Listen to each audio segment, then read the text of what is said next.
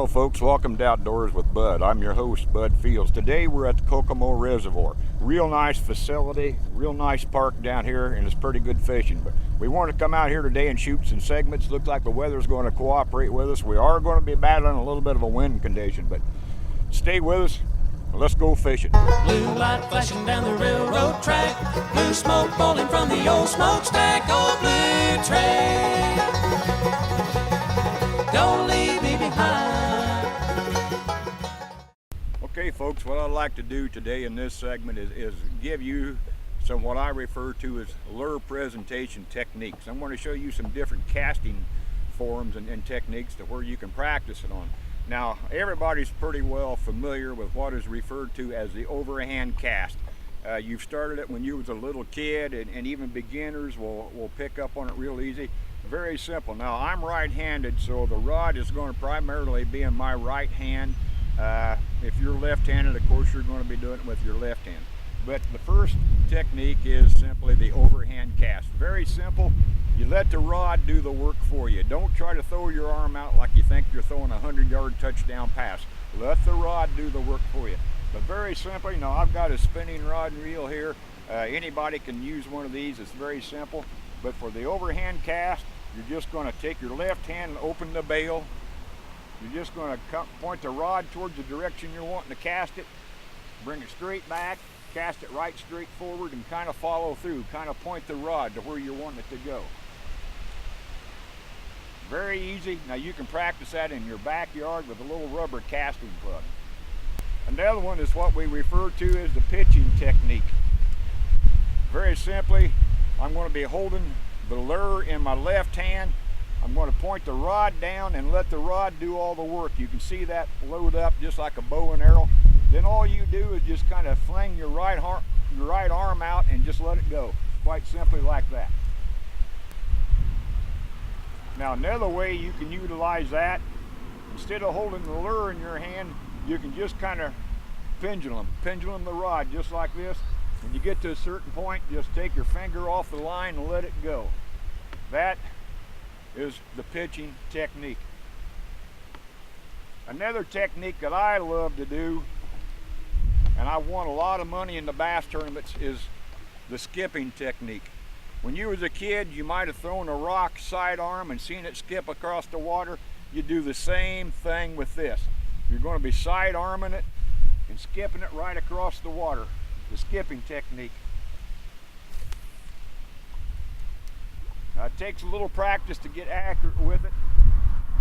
But trust me, if you learn how to do it, there's going to be opportunities for you to really put that lure in positions. If you've got a low hanging tree limb, you cannot cast a lure in there. The only way to get it there is to skip it. I like to skip around piers and pontoons up under them in the shade. That's helped quite a bit.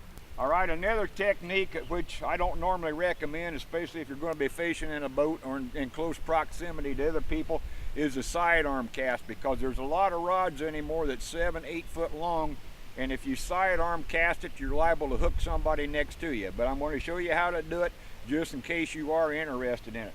Quite simply, you just open the bail, bring it sideways, just cast it out there. Now it's very similar to skipping, except you're casting the lure above the surface of the water.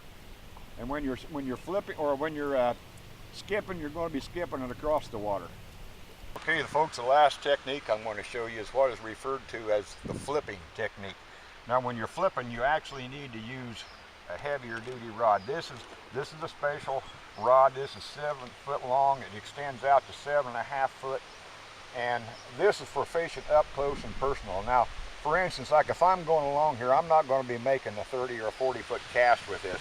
Now I'm right-handed. I got the flipping stick in my right hand. What I'm going to be doing is take my left hand and pulling the line out. Now as I'm pulling that out, that lure is, coming up.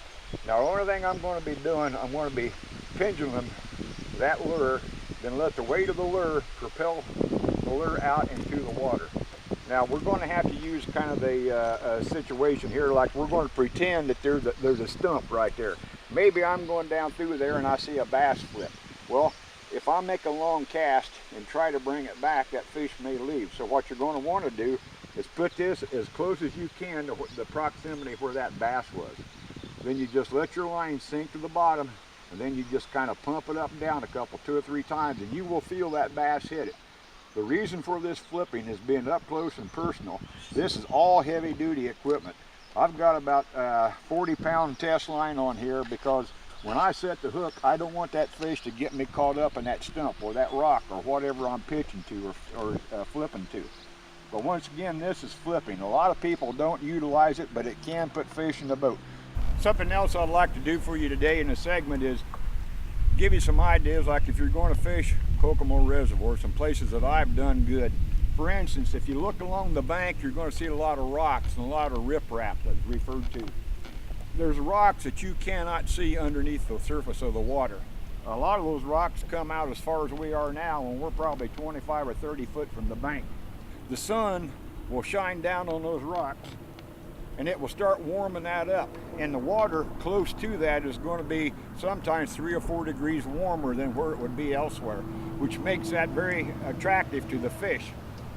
Now it can damage your boat, so you got to be careful when you're getting up close to it, and you're going to lose a lot of tackle. But if you're not losing tackle, as some of the great fishermen say, you're not fishing where the fish are.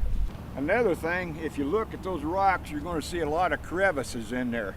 A lot of times crawdads and minnows like to get up in them little crevices, and that's where they live. That also attracts the fish to come up here. This is like a snack bar. They've got crawfish up there. They're going to have minnows. There's different type of algae that flushes down through here and flows down through here that's going to attract the fish to that. Right down here in front of me to the left, if you look, you'll see a little point coming out there. A lot of times a little point just like that is a fantastic place for the fish to stay. Good type of structure to look for, not only here at the Kokomo Reservoir, but any reservoir you go to. Ridge abutments, just like you see right here. That concrete, of course, that goes all the way down to the bottom. That gives the fish a good place to hide. That concrete will warm up from the sunshine. Also, it will create a little eddy. Any wind like we've got today as it goes around here will actually split the water into like a V. A lot of times those fish like to hang there, then anything that's floating down like minnows, frogs or something, the fish will actually sit there facing into the current waiting for that food. So if you're in a tournament or you want to catch some fish, don't overlook fishing bridge abutments and bridge pilings.